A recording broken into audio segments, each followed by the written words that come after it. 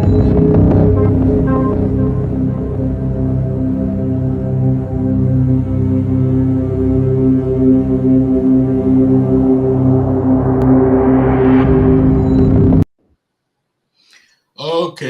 I know it was I couldn't get the connection right, somehow. We So are live, maybe Mr. because I President. didn't pay in time. So We are anyway, live, we Mr. already President. Good here. morning, everybody. Good morning, viewers at home. Good morning, brothers and sisters all across the world. My name is Joe Osemudiame Mauli Orupe, and today is a beautiful, calm Sunday, the first Sunday of the month of February 2023. I want to welcome you all to early morning broadcast this morning. I'm here with the president of the Benin Empire Advancement League, in person of Mr. Bello. Good morning, sir. Good morning, sir. Happy Sunday. How's your day today? How's it in Austria? The sun is shining, everywhere is cold. We are all right. We thank God. Okay, so viewers will be having a little discussion on certain happenings in Nigeria and in Benin City also, from issues coming from the attacks on students at the University of Benin by the Nigerian Army, personnel of the Nigerian Army. Also, the scarcity of the Naira, which is the Nigerian currency, due to the swap of the old notes for the new notes. And we'll also be talking about the political situation in Nigeria and how it affects the Benins. So, Mr. President, this morning, I wanted us to probably first take the issue of the attack on students of the University of Benin by army personnel 2 days back. From what we gathered from what's in the public domain, I read and I understood that there's actually an automated teller machine inside the University of Benin. Yes. Where and it was kind of dispensing cash. So I think the military personnel heard about it and drove into the university and, wearing their uniform, try to intimidate, the people to beat the queue so that they can withdraw money. And apparently a student was actually using her phone, and they thought she was actually recording them. And so they decided to malhandle her. And in the process, some students resisted. The security personnel of the school, stepped in, and there was a little bit ruffling here and there. I saw the video where an army personnel was malhandled, and I think he went back to after the others actually left him. They took to their heels, so they went to reinforce. In the process of reinforcement, I think they were stopped from gaining access into the university, so they left. Or for them to come back, in the night, gained access to the university, beat up the security personnel, and destroyed a couple of cars. They were virtually beating up everybody on site. And that resulted to some sort of protest, as we witnessed yesterday. So I wanted you to have a take on what really transpired. Yeah, thank you, sir. Good morning, everyone, once again. My name is David Bello. I'm the president of the Benin Empire Advancement League.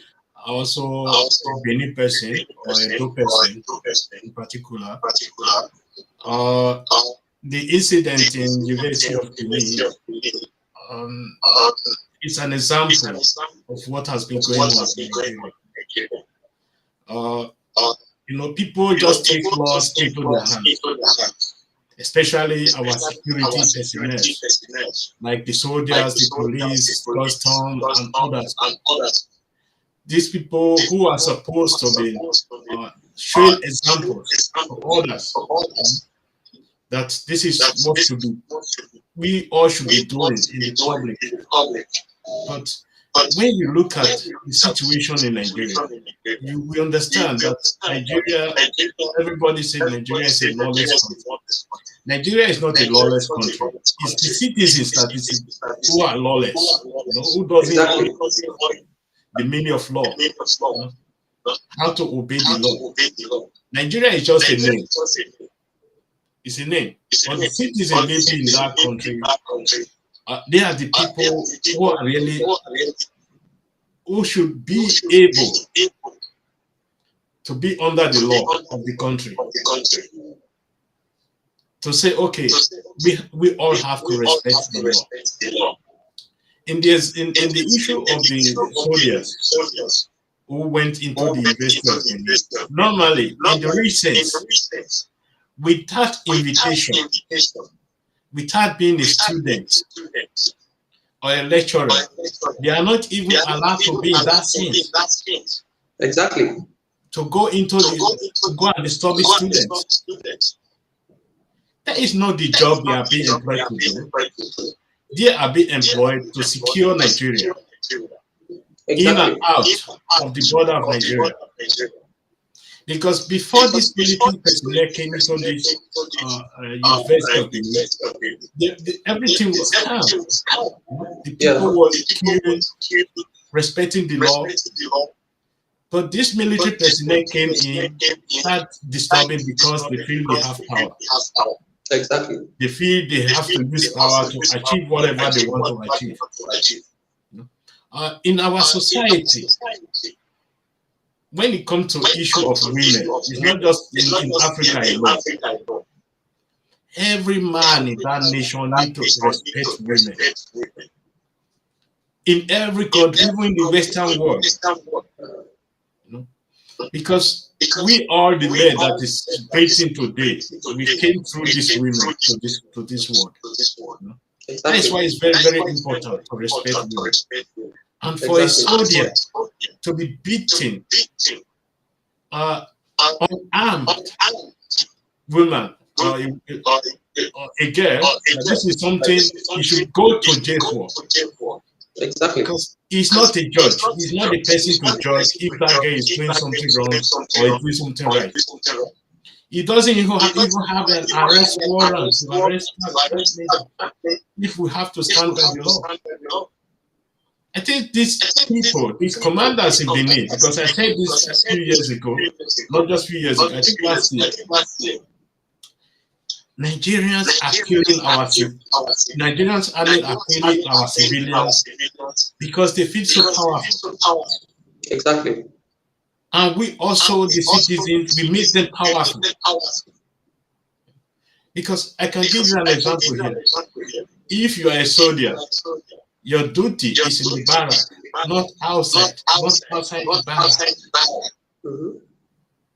You doesn't have a right without a mandate here to arrest any civilian.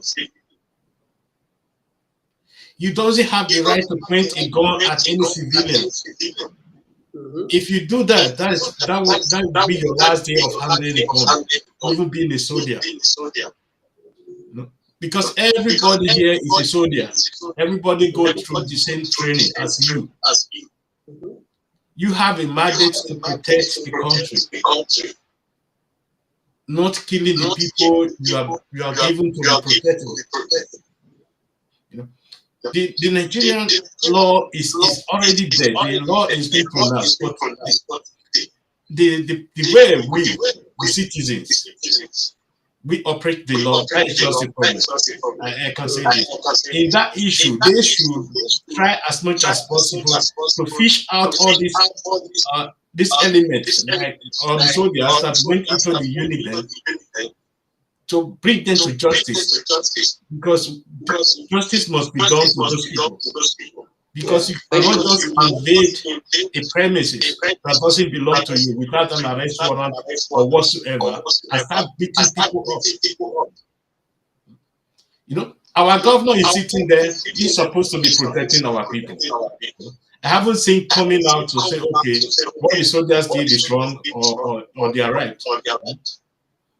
Using force on any civilian who doesn't have the same training as you, hitting him up to that must be hospitalized. That is something demonish. I would say devilish. You know? Because it's not supposed to be happening in our society today. Exactly. Every Nigerian should take care of each other.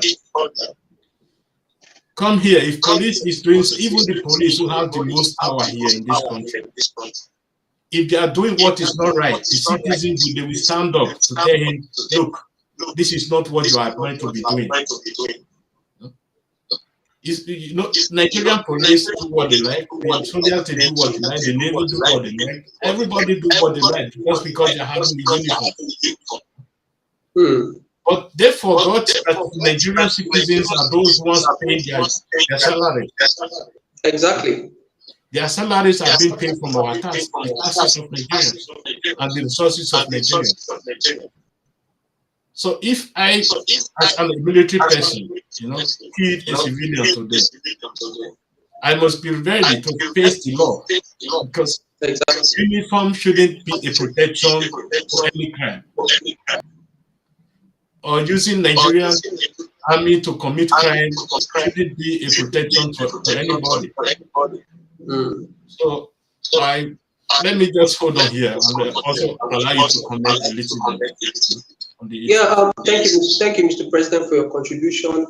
Thank you. I think for me, I think one of the problems we have in Nigeria, and it's something that I think we have not resolved for a long time, and it's really eating deep into the system, is the wrong orientation we have as citizens. Now, when you are born into an environment of lawlessness, you are born into an environment where you are trained without a proper understanding of what citizenship is all about. You grow up, you know, with that sense of lawlessness and ignorance of the responsibility of a citizen. So even if you are placed in a place of authority, because you have grown to be lawless, you act lawlessly because you do not understand what it is to be a responsible citizen. You act irresponsibly as a citizen. And I think that is what we see across all aspects of the Nigerian state today. So you have a boy who is raised in a lawless environment, does not know his responsibility of what it means to be a responsible citizen.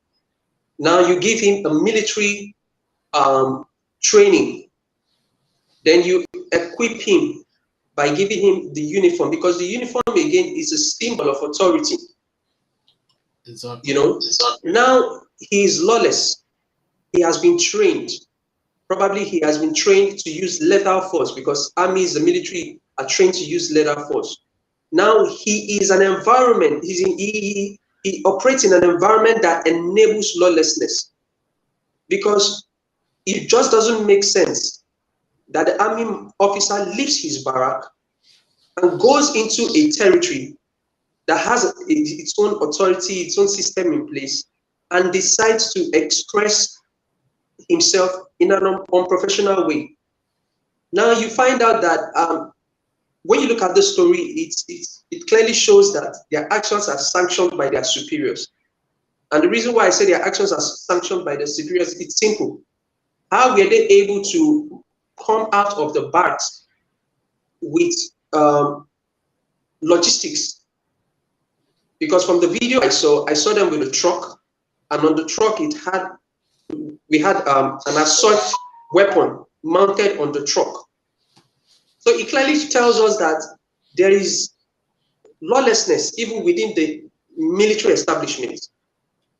You know, it clearly tells us that our orientation as a people is becoming so terrible, because it means you can just go in and out of the barrack, pick up a rifle without having to, you know, give reasons. It means you can go in and out of the barrack, you can take weapons, you know, to go on personal operations. And that's why we've had, it's because of actions like this, we've had stories of where bandits and terrorists have been arrested, and we find out that their suppliers, military hardware suppliers, are military officers because those who are their superiors are actually not doing their job. There is no structure in place, or even if there is a structure in place, it's clearly not working. It's evident in everything today. You see a military man, he's fighting a conductor on the street, and he mobilizes his fellow military men, and they come and they descend on everybody. You understand? You see the same thing. They go to the bank, they always want to jump queues because they feel that wearing the uniform makes them supermen, and every other person is a bloody civilian. You see, so we have wrong orientation because they do not understand civic responsibility, and they have grown. They've been groomed in an atmosphere of recklessness, and this is what we would always see. On the issue of the governor, we've always known that the governor of Edo State is not a proactive governor. We've always known that most of the reactions that comes out from the government house are just knee-jerk reactions. We have always known that the only time the governor of Edo State speaks, issues press statements, is actually when the situation at hand directly affects those who are in the government house. So we are not really surprised by the attitude of the governor of Edo State. There's really nothing surprising about them not coming out to speak on behalf of the citizens and the indigenes of the state. And these are the things that enables security officials to continue to abuse the rights of citizens, because they know that the politician who has been elected to act on the provisions of the constitution is less concerned about protecting the people. The major responsibility, one of the major responsibility of the governor of a state is to provide security of life and property of citizens of the state, same as the responsibility of the president. Now, the president is the commander-in-chief of the armed forces. What I would have expected was that the governor would pick up his phone and call the commander-in-chief of the armed forces, then issue a press statement condemning the act, then authorizing the Attorney General of the state to set in place processes so that those who have been affected by this gross violation of the rights of the citizens of the state would be able to, have some legal representation provided for them by the states against military, so that we can have punitive measures, on those erring officers, and have financial compensations for the victims. You understand? But it's so clear that we have people who don't even know what governance is all about in our political space. They are the ones who are political leaders today. Most of these people don't actually know what governance is all about. And it's a reflection of who we are as a people. We are never prepared for anything. We are always having this fire brigade approach. And we also do not look at things, from a critical thinking point of view. Everything we do, the decisions we take, the decisions we make are purely emotional and sentimental. Because if we were critical thinkers, we would have set the standards. These are the kinds of people we want to lead us. And if you do not meet the standard, no matter how soft-spoken you are, no matter how convincing you may sound, you won't be voted for. But you see, the Nigerian society is such that anything goes. When a man is fighting a godfather, you take sympathy, you say, okay, let's fight. Let's help you fight the godfather. But that's not what governance is all about. Not at all. You understand? And that is where we have problems. So when we see people like Obaseki not really taking active measures to protect the lives and property of people in Edo State, it is because, we ourselves have created that enabling environment for them to go about doing things in a manner that does serve the purpose the interest of the people. It's as simple as that, Mr. President. Yeah, the other issue I wanted us to talk about is the political situation in Nigeria and how it serves the Benin people. Now, fortunately, we have about 3 Benin sons. We have the professor who is the presidential candidate for the Accord Party. He's actually from Ekpoma and Esaman, of the ethnic Benin group. Then we have Pastor Idahosa, who happens to be the vice president for the New Nigeria People's Party. I think New Nigerian People's Party. That is he's deputizing Mr. Kwakwanso, who happens to actually be the former governor of Kano, Senator Rabiu Kwakwanso. Then we have Mr. Ifeanyi Okowa, who actually is also deputizing Alhaji Atiku Abubakar. He's from Delta State and is also a son of the great Benin Empire. If we look at the happenings in the political scene, we will find out that apart from the PDP, the other 2 sons of Benin Empire, Pastor Idahosa, who is deputizing for Rabiu Kwakwanso, and Professor Christopher, who is the presidential candidate for the Accord Party, they, apart from the PDP platform, the other folks have not received the kind of media attention that people like the Labour Party candidate is having. Even though, my opinion anyway, I believe that the Accord Party presidential candidate is more sound, more intelligent, and more up to the situations, the challenges that Nigeria is facing. And but you see, the media is dictating the pace in the political arena right now. The media is deciding who they want us to see, who they want us to listen to, how they want us to think about this candidate. Because basically that's what the media is doing. We have seen big media corporations in Nigeria pitch their tents with preferred candidates.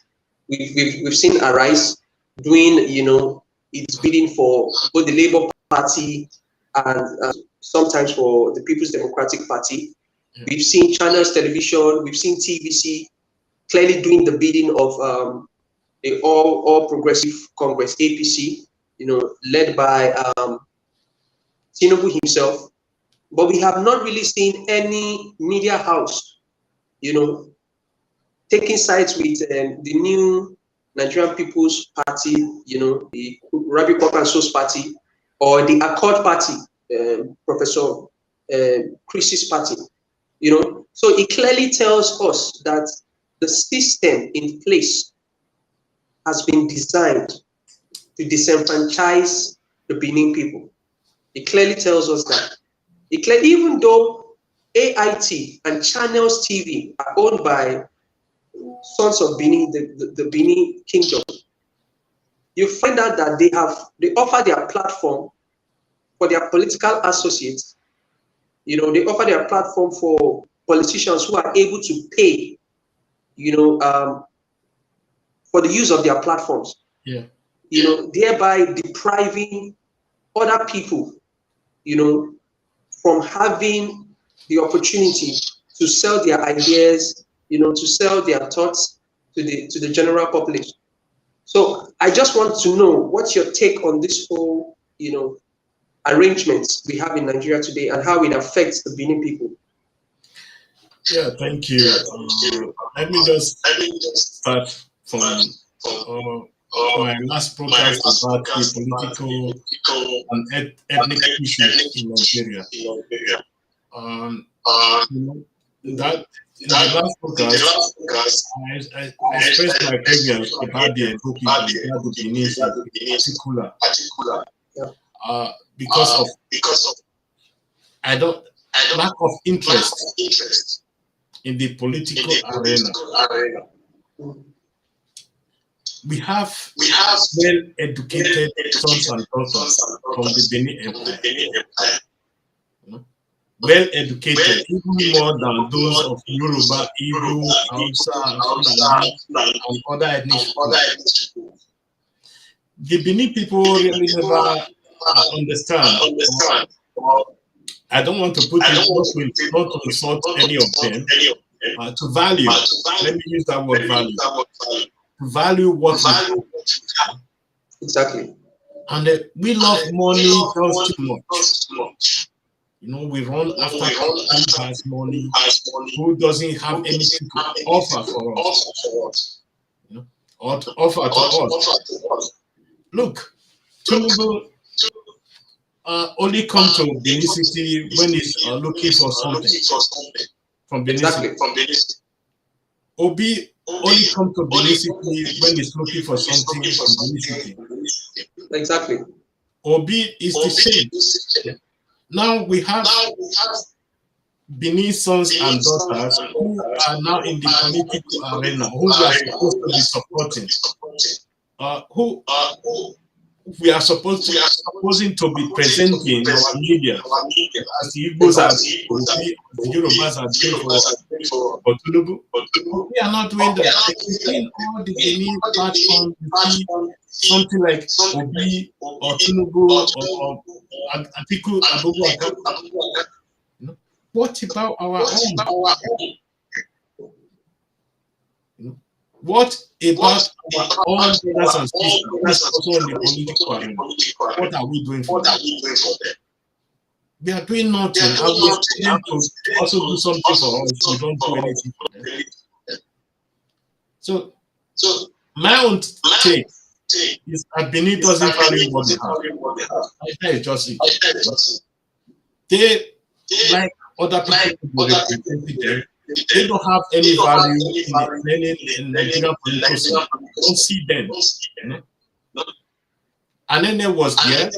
It was also the Benin people who revolt against him. Oshomole could have been the next. The Benin people revolt against him.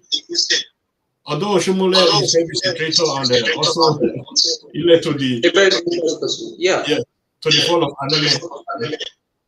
So we are just fighting ourselves for nothing. Have nothing to gain. Instead of all of us coming up together, because the time is already there for the Benin to rule Nigeria. We cannot be waiting or hiding behind other candidates. Has nothing for us. I can assure you, if Tinubu win today, we are going to be having a problem. The problem we are having with Oba Sekina is just small. Because Tinubu has this Yoruba ideology. Likewise, Obi has this Igbo ideology. Atiku Abubakar has this Hausa or Fulani ideology. Who is then there for Benin who has the Benin ideology? Nobody. Sorry.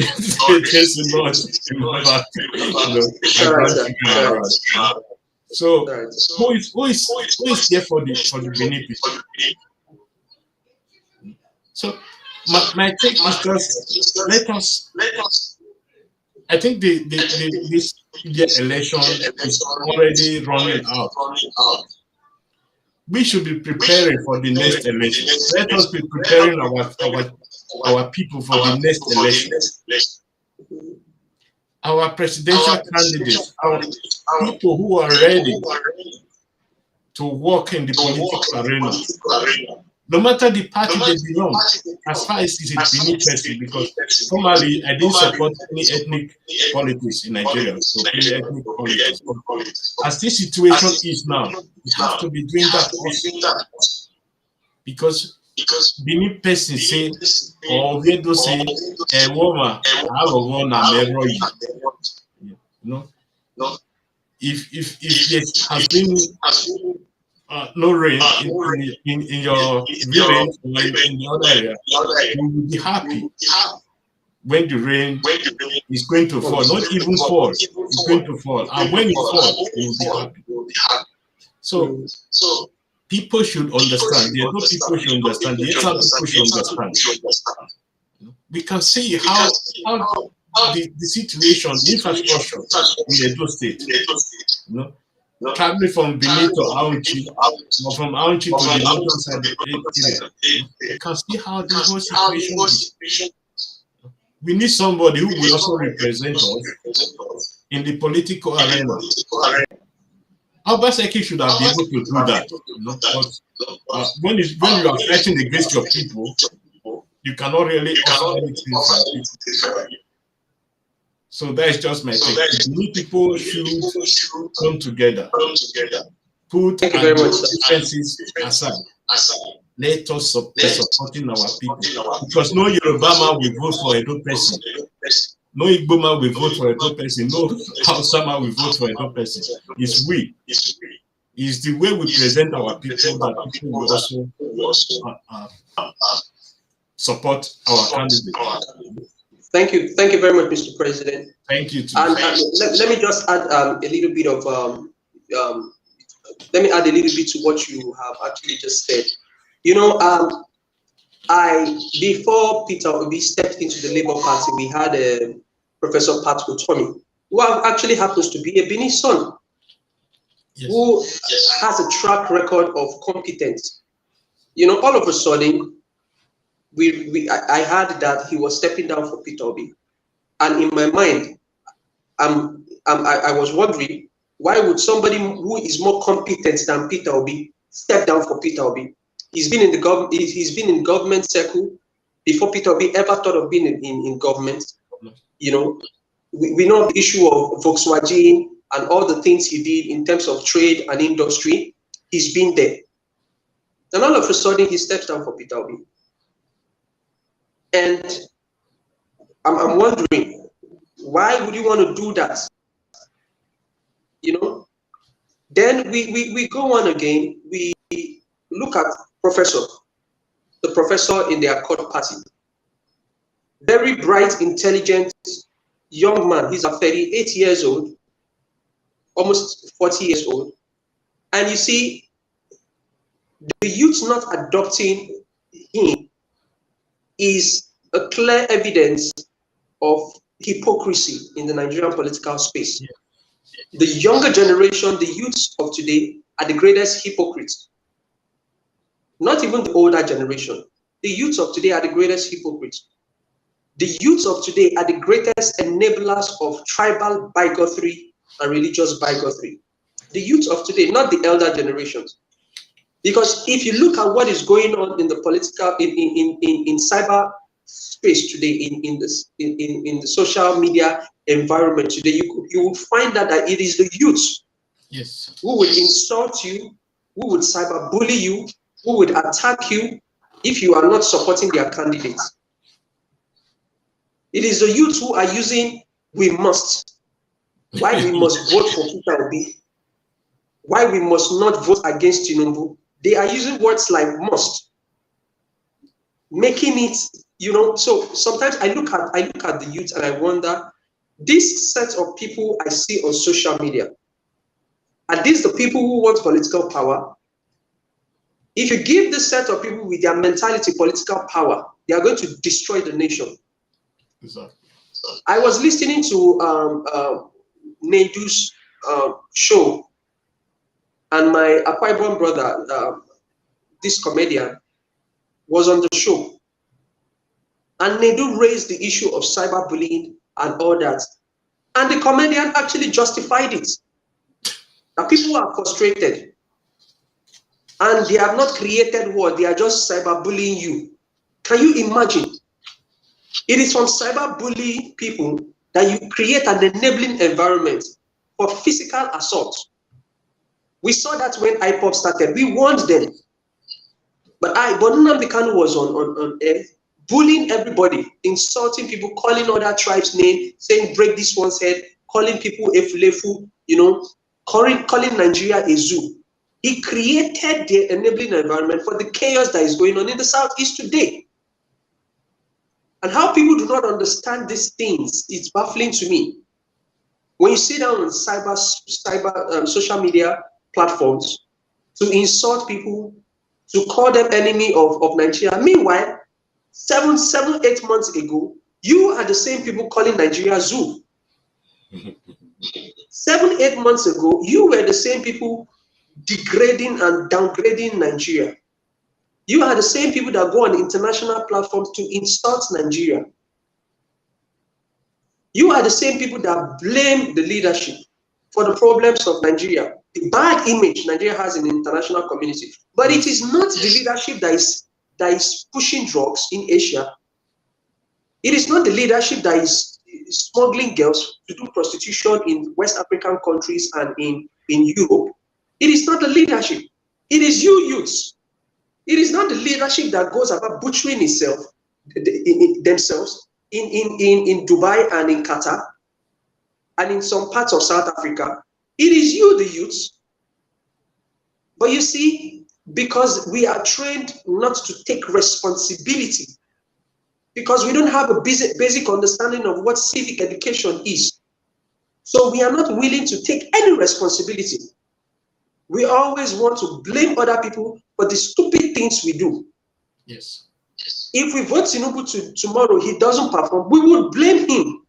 But we will not blame ourselves for not spending the last 4 years as youths to have discussion across tribal platforms and decide, okay, these are the candidates we can provide, and we look through them and see who is capable. If we vote Peter Obi tomorrow and he doesn't perform, which he will not perform, because you can't give what you don't have. We have seen him as governor of Anambra State, and we have seen how woeful he performed. If he doesn't perform tomorrow, we are going to blame Peter Obi, but we are not going to blame ourselves for being blinded by bigotry and religious sentiments. He said, these are the problems. And that's why I always say that the problem of Nigeria is not the political class. Not at all. The problem of Nigeria is the citizens themselves, the masses. Because it is the same masses who are suffering, who will fill up campaign venues. Look at the campaigns going on. Which Nigeria in his right senses will be attending rallies, an APC rally? With the suffering that APC have subjected Nigerians to in the last 7 years, you still find Nigerians in their tens of thousands attending APC rallies. It clearly shows you that there's a problem with the people, not the politician. Which right-thinking Nigeria will be running around with PP? A party that has ruled for about 14 to 16 years and mismanaged our resources, created divisions, chaos. Yes. A party that could not build the Lagos-Ibadan Express Road for 12 years. Just the Lagos-Ibadan Express Road. A party that could not even build the second Niger Bridge. A party that invested so much in power, energy, and could not even deliver. Now the APC has come and has done much more worse in 8 years. And you have Nigerians attending rallies of those people. And that does not exclude the Labour Party, because Peter Obi himself was a member of the PDP. This new Messiah that everybody wants to sell to us today was the last deputy presidential candidate for Atiku Abubakar. This new Messiah that they are selling to us today was a member of the Presidential Advisory Council under Goodluck Jonathan. And they sold our electricity assets to their friends and their cronies. Today, Nigerians don't have light. These are the kinds of people, what they just do is they just change political parties. But they are all the same. Yes. And these are the same people Nigerian youths and Nigerians are selling to us. Nobody is going to take Sowore. Because as far as they are concerned, it was Sowore that pulled down the Jonathan government. But the Jonathan government was not even performing. This is a government that sat down for 4 years and was getting crude oil at over $100 per barrel and was still borrowing to pay salaries. No infrastructural development. Now they will not choose Professor Chris of the Accord Party. Meanwhile, we are the ones shouting not too young to rule. Buhari has passed a not too young to rule bill for you people to be able to rule. Yes. Now you have a presidential candidate who is, barely 40 years old, who has done so much in his private capacity as a citizen of the country, helping people. He's funded, so many different social intervention programs, but nobody is even talking about him. Nobody is talking about him. When we had Kingsley Moghalu contesting, they didn't talk about Kingsley Moghalu. He's sound, he's competent, he's intelligent, he has experience, he understands the economy, having served, in that sector. But the Nigerian youths did not rally around Kingsley Moghalu. They are rallying behind a man who invested state funds on his family's beer manufacturing company. They're rallying behind a man who spent the last 7 years as governor not organizing local government election. He's a tyrant. They're rallying behind a man who chose to keep the government, the state's fund in a bank where he was a director, instead of using that state fund for infrastructural development. And these are the people the Nigerian youth are rallying behind. It clearly shows you that the Nigerian youth are worse than the older generation. Exactly. When you don't accept, they shut you down. They don't have the ability to properly utilize their brain. The intelligence is not there. Whether it's socioeconomic intelligence, whether it's political intelligence, it's not there. The knowledge is not there. And these youths ignorantly go about, they do not even spend time studying to add value to themselves.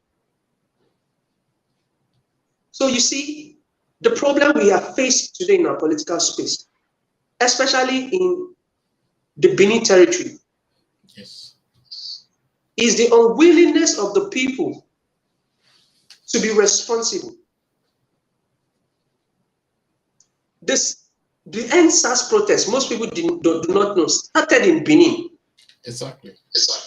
So it is a shame for Benin today, who started the NSAS protest, to be queuing behind a man who did not allow a tribunal to hold in Anambra State.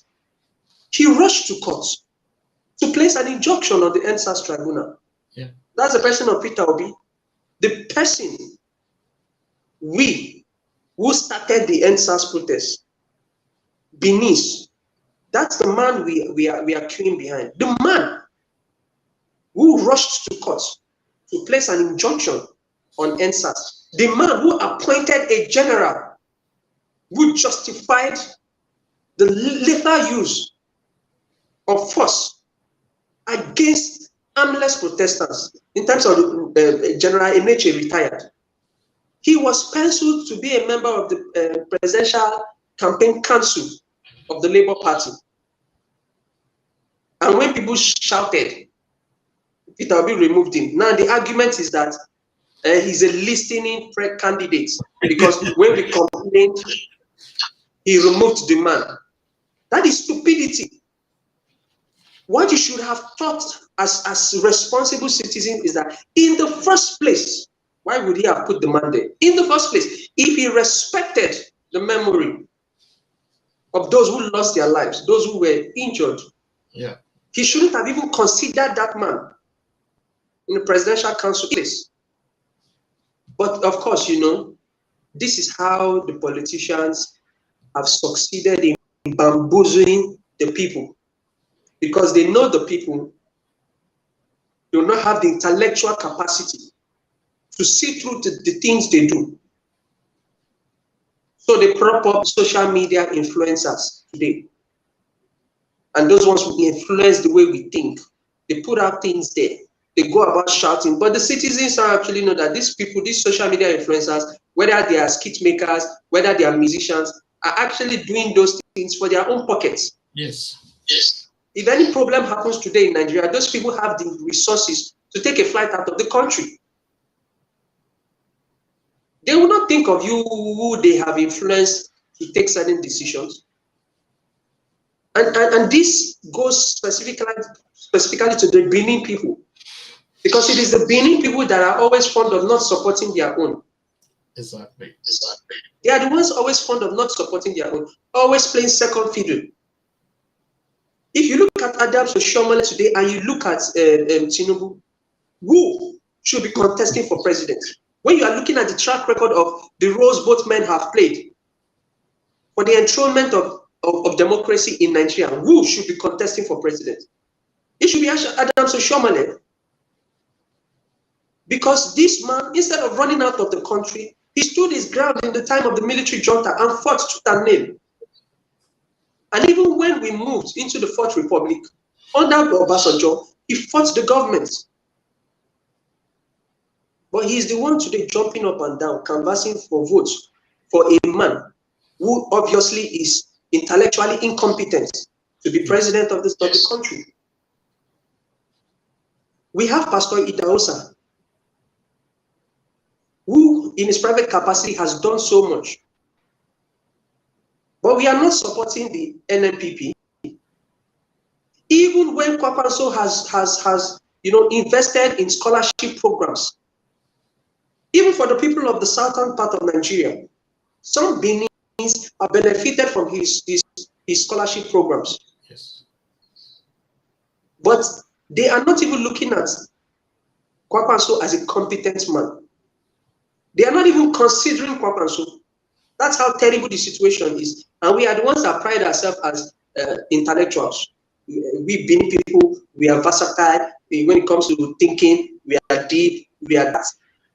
But this is an opportunity to show that we are what we claim we are.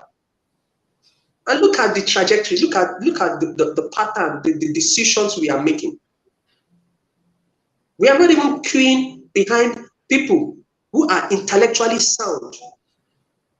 We are not even queuing behind people who have a track record.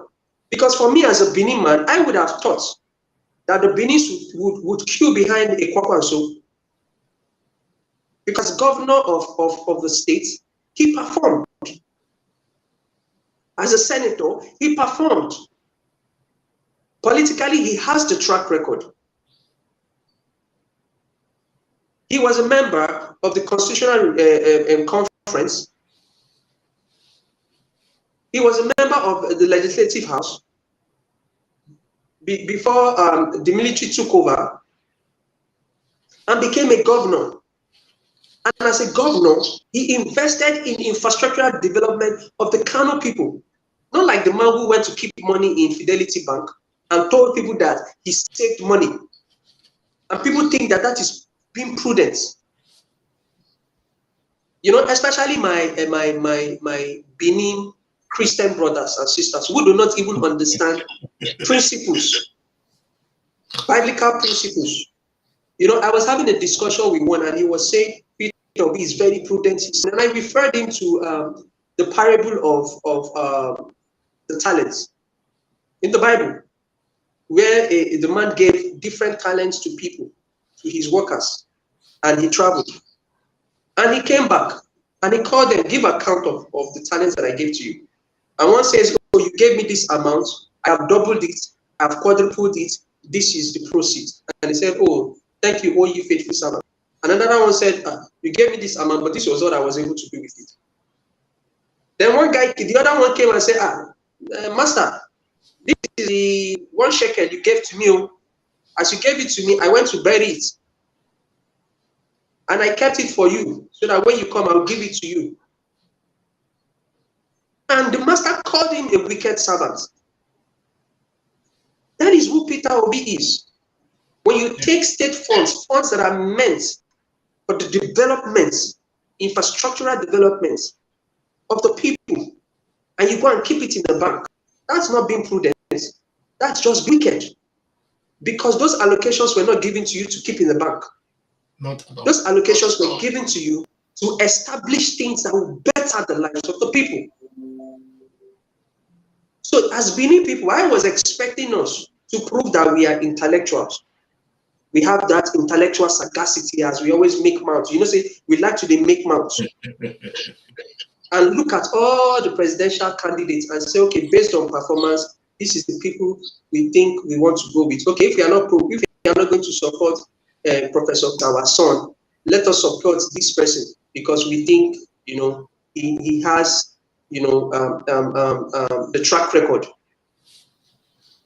Then let us go out there and strike deals. We are not even striking deals. And that is why when every president comes, they don't even develop Edo states. They don't develop Delta states. They don't develop Port Harcourt because we don't strike deals. We don't go there to say, our politicians are not going there to say, see, I'm going to make my people vote for you. But these are the things that my people need. We need the federal roads to be constructed. We need the Gelegele seaport to be constructed. We need the Warri port to be revitalized. We are not doing those things. We need the refinery in Port Harcourt to be working. We need to, you see, the thing is that we Beninese do not even understand that there is a reason why the refineries are not working. There's a reason why the ports are not working. The reason why the refineries are not working is because the Nigerian state does not want to create jobs for the Benin man. No. The reason why our ports are not working is because there are certain people in the Nigerian system who do not want the ports to work, because when the port works, it creates job for the Benin man.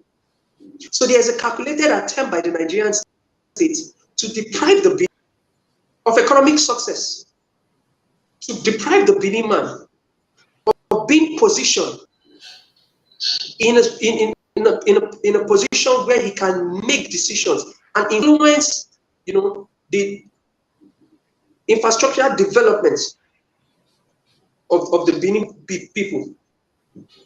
So the latest attempts, and the Benin man does not even see through all those things. No. Because I tell you, Mr. President, Obi is going to lose the election, and in a few months he's going to be back in PDP. He's never developed anything. He's never to develop anything. He was in Abga, he became governor through Abga, he dumped Abga, he went to PDP. It has always been about him. So if the Benin man wants to prove himself to be intellectual, he should have been clean up behind people who have track records. If we cannot queue up behind Professor Chris, maybe because we feel a court party is small. But if we look at the political situation in Nigeria, a court party has candidates that the Labour Party doesn't have. At least a court party has, I think, a House of Rep member at the time, have a State House of Assembly. Labour Party never had any.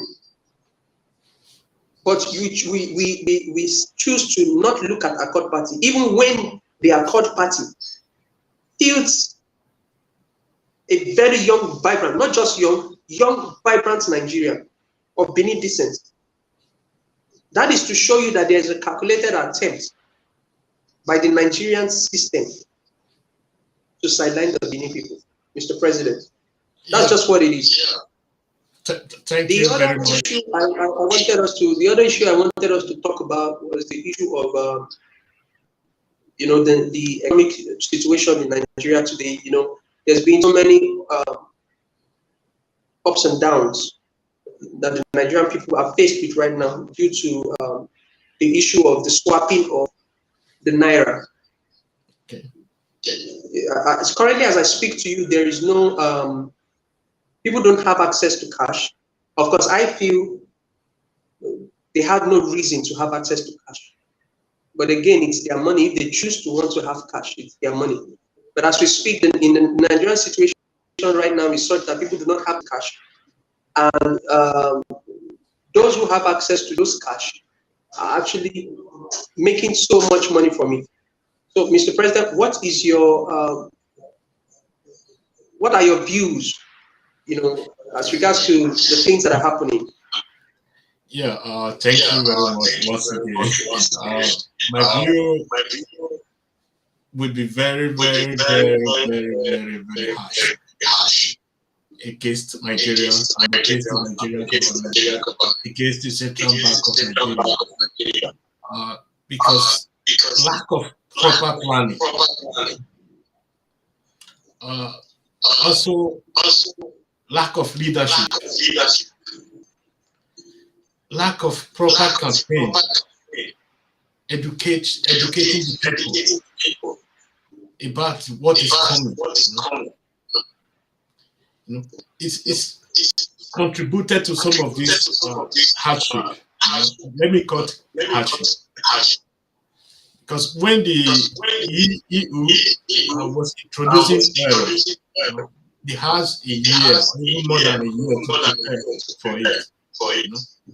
Educating their citizens about the oil, what it takes, what they need to do before this time. But Nigeria, in the situation where we are today, people doesn't listen to news. Number one, they don't listen to the federal government news. They always listen to what friends told the other friend and what the other friend told the other friend. And that is not educative, because my first arrow I put in hand was from ATM. I didn't need to go to bank and queue for cash, because the cash is already there in the bank. If you want it, you get it. You doesn't need to go to the bank to go and be withdrawing cash. You can pay with ATM, you can pay with so many other things. I can't see the reason why our people will just go to the bank and start fighting each other because of cash. They are afraid, they understand. But if they have listened to the proper information, the guidelines that is being given out, I don't believe that all these things would have happened. We cannot be queuing in ATM center for the whole day, where you can transfer money from your own phone. Exactly. So you can see how our people, they are not educated in that form. This is also the problem the government created themselves. If they should have gone out with more information, with the rightful information for our people, I don't think we will be in this mess where we are today. Even the event in the University of Benin doesn't even happen. Exactly. Because almost everywhere in Benin City you see ATM. If you doesn't have ATM in your area, you can do the transfer through bank. Exactly. So I don't really understand why Nigerians should be suffering. Hardship is not just only in Nigeria; it's worldwide today. Exactly. Yes. Where I'm living today, everything is scarce. There are things I paid. In the beginning of last year, I paid €1. I'm not paying €5 for it. So it's not just only Nigeria; it's almost everywhere, international. Yeah. So our government needs to be coming out with more information, educative information to our people, telling them this is where you can save money. This is how you can go about it. This is what they are doing here. Not that their leaders are better than our own, but the information they are giving out, that's we really help to manage the whole day. It's already there. But we ourselves, we the Nigerians, we don't listen to the news that really favor us. We are dancing behind Tinubu, we are dancing behind Obi, we are dancing behind Atiku. The things that has really mattered to us every day, we feel unconcerned for it. The cash, Nigeria produce cash. Produce the cash, print the cash, bring it to Nigeria. Cash is there. Actually, Mr. President, for the first time in several decades, this new Naira note was actually printed by the Nigerian Minting Corporation. So this note, this currency was actually printed in Nigeria, which for me, was, you know, a step in the right direction, owing to the fact that we spent so much paying the company in Australia to print our currency. So I felt that it was something that should be, you know, encouraged. Yes. It was a step in the right direction by the Muhammadu Buhari government to have our currency printed right here at home, you know. So, but again, there's been the issue of where we need to mop up this. We need to mop up these old currencies because it's a several pronged approach. One of the approach is to make sure that every money in the hands of the bandits and the terrorists is rendered useless. To make sure that every money that has been hidden by politicians is rendered useless. To make sure that, you know, we stop the politicians from having huge cash, you know, to prosecute election. Now that's the argument of the central bank government, you know, and central bank governor. I'm sorry, and that's been the position of the APC-led government. And we've also seen the APC candidates come out to say that it's sabotage. You know, they try to make scarcity so that we don't get funds. Now, what's actually is funny to me, but not surprising, is the issue, this press statement, the statement that was made by the candidate of the PDP, Atiku Abubakar. He actually came out to say CBN do not extend, you know, this whole thing beyond February 10. You know, while the APC is saying, no, yes, we are in government, so, but we want our president to allow the extension for the next 6 months. So you could see that those in government want it to go for 6 months. The opposition says, no, don't let it go beyond February 10.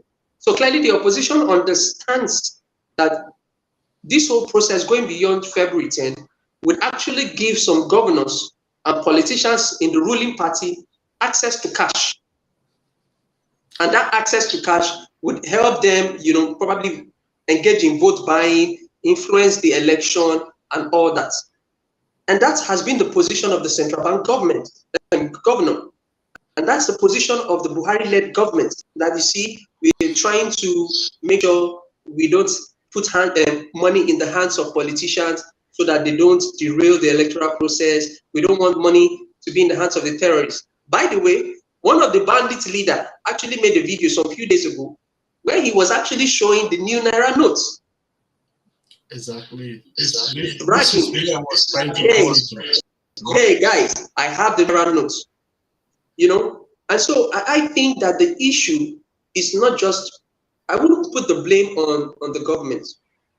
I will still put the blame on the people, because it's the people that produced the central bank governor. When the central bank governor, as a CBN governor, tried to purchase form to contest as a presidential candidate of the APC, I did not see Nigerians hit the streets to demand his resignation. They didn't do that. If it were in Europe, the guy would have resigned by now. When the central bank governor was involved in several anti-people's policy, the people didn't say anything. So didn't they know that this was where Emefiele was going to lead us to? We should have known. If we are intelligent people, if we are educated people, we should have known that this is where he's going to lead us to. You know, even though I feel, yes, Emefiele is trying to do the right thing, but I also still feel that he's only doing the right thing right now because it's favoring him. He's not doing the right thing because he wants to do anything for Nigerians. He's been central bank governor and he's never done the right thing. He's been central bank governor, and every policy, everything that the previous central bank governors have done, he came to upturn everything. He created a mess in the central bank government. In short, his monetary policies are one of the worst ever, because we've had several central bank governors in this country.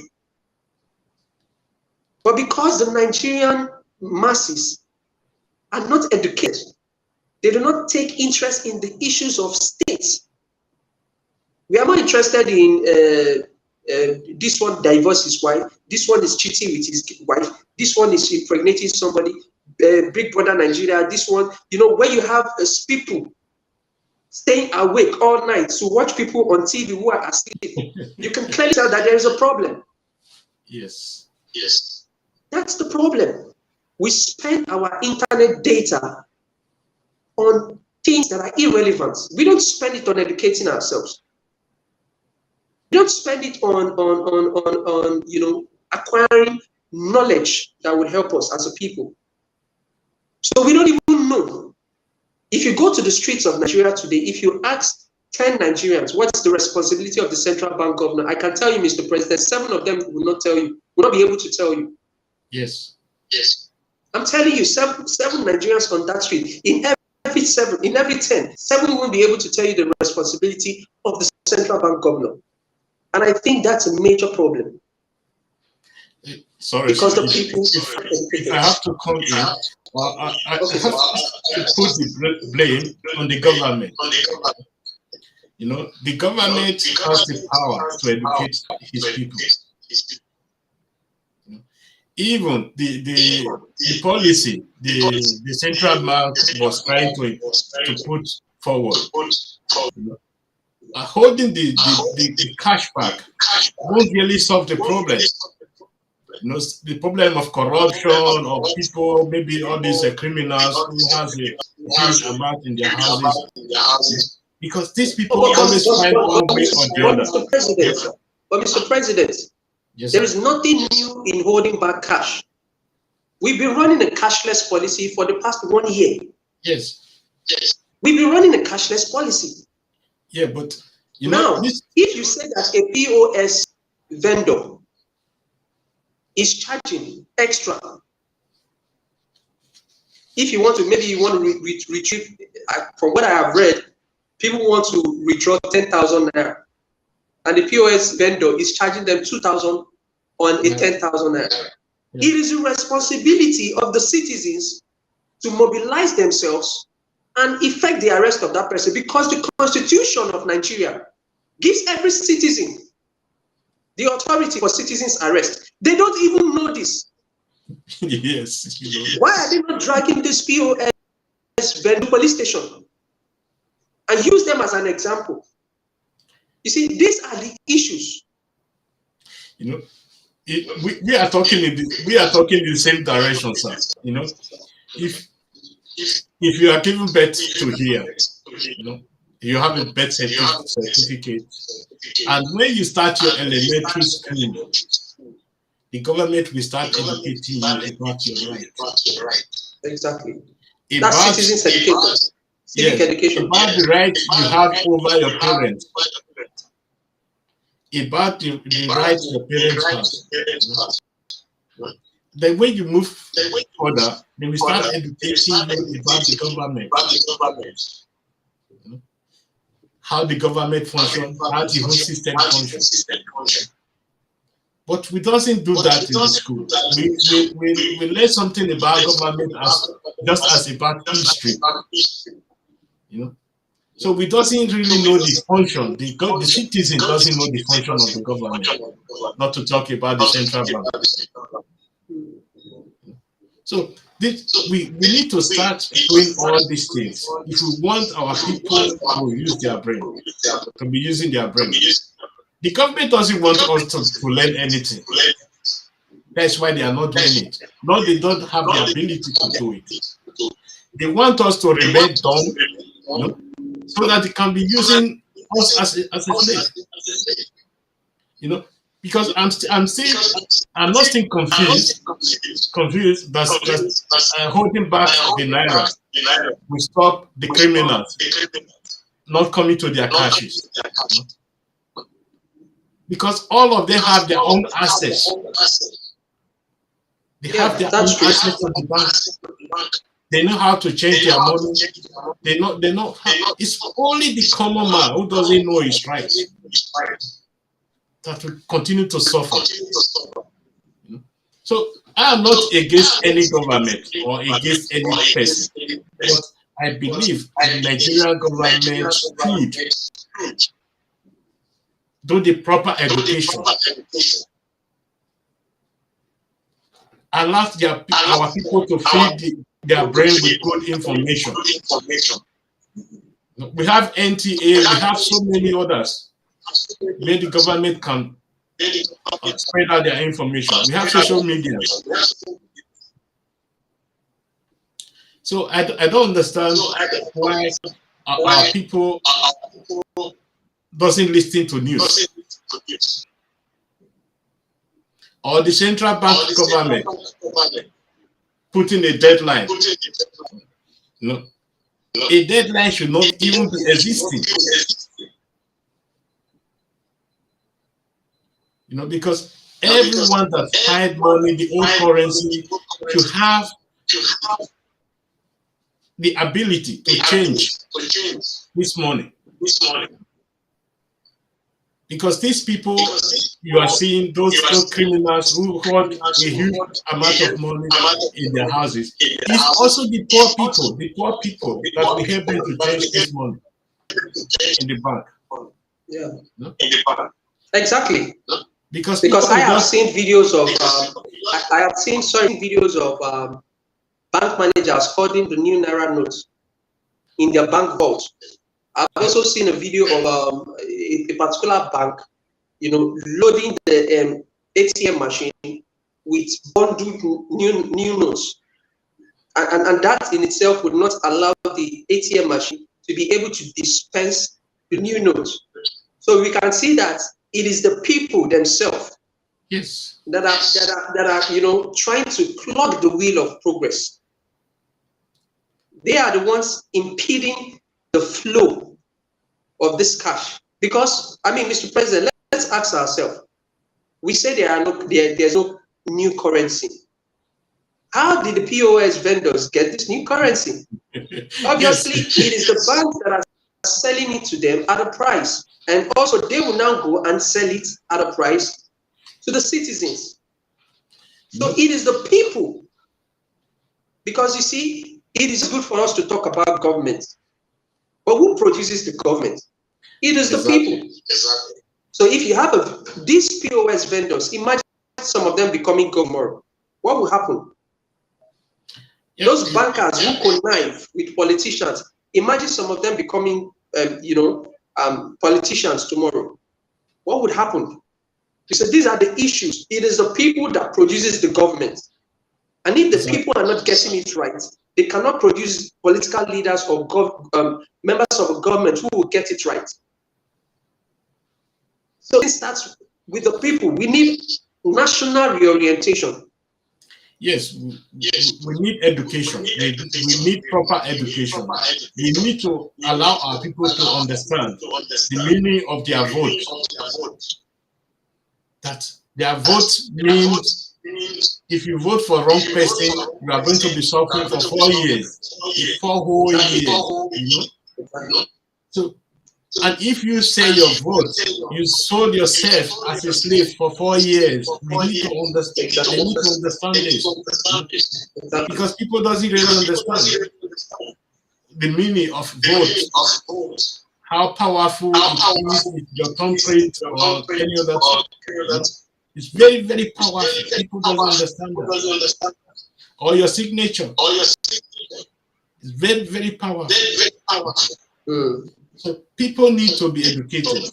Even our parents who are in the village, they understand the meaning of their signature. But most of our youth, private and others, they just you collect, let me say 10,000 naira from somebody to vote for him, and you vote for him. How long will it take you to finish that 10,000 naira? Less than a week. So less than a week. And the remaining, let me say 300 days or more, you start starving. Yeah, exactly. And you don't even have a voice. We need to even understand that when a politician gives all of you 10,000 naira each, he probably goes to borrow that money from the bank. The bank is going to borrow him the money on interest basis.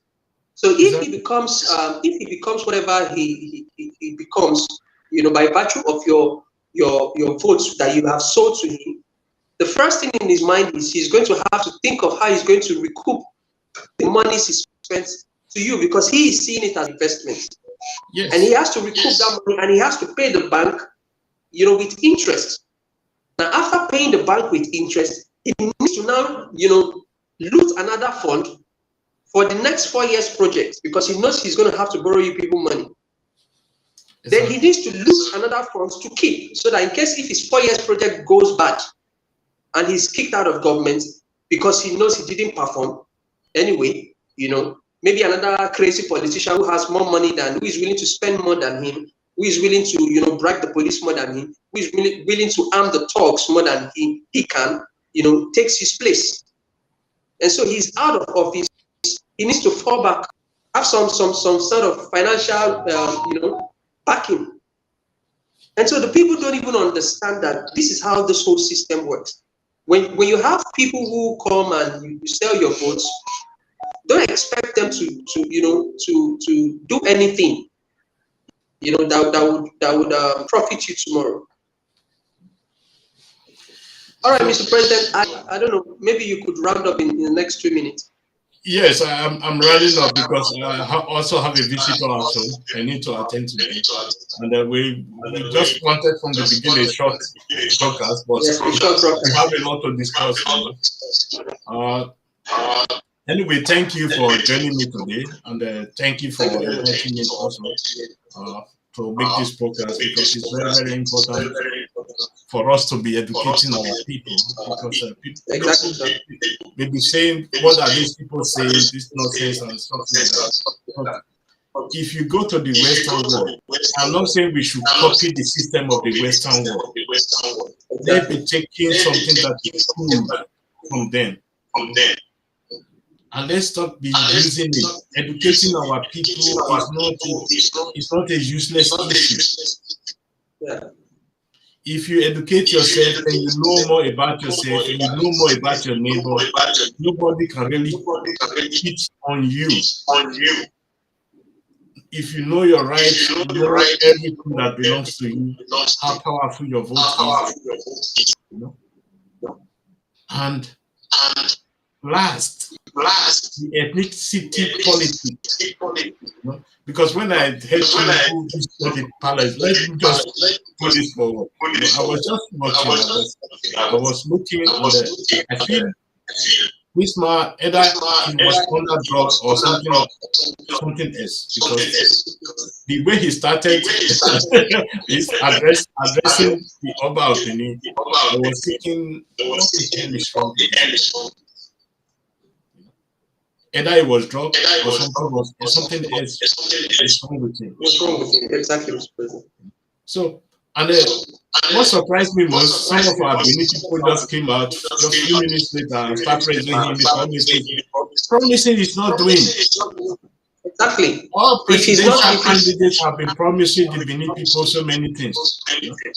In fact, Mr. President, thank you, you brother. When we raised the issue of the Gele port at the Senate, the Federal House of Assembly, the people who shut down the construction and establishment of that port were senators from the Southwest. Yes.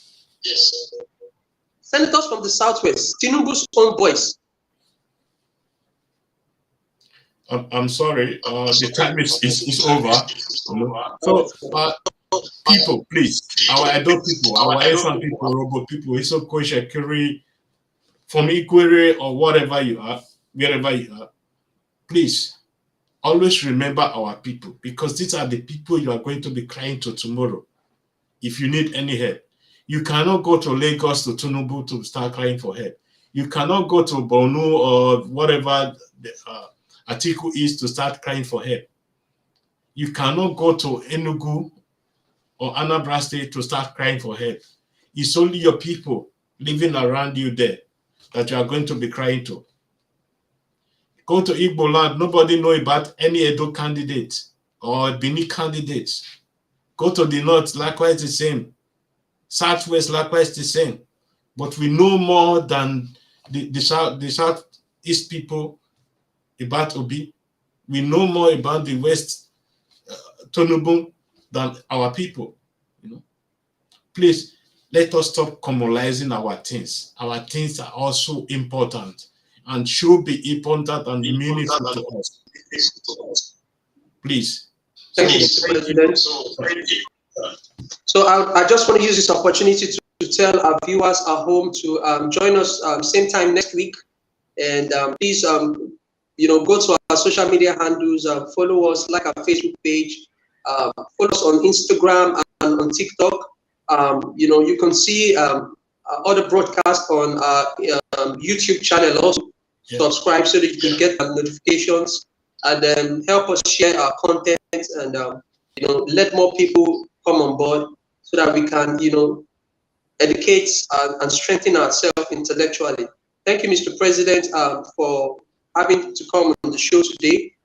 My regards to your family, and we hope we have you same time next week so that we can also discuss some other issues that are affecting our people.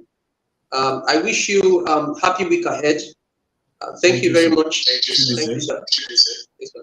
Have a nice day. Thank you, sir. Bye-bye, sir. Bye-bye, sir. Bye-bye.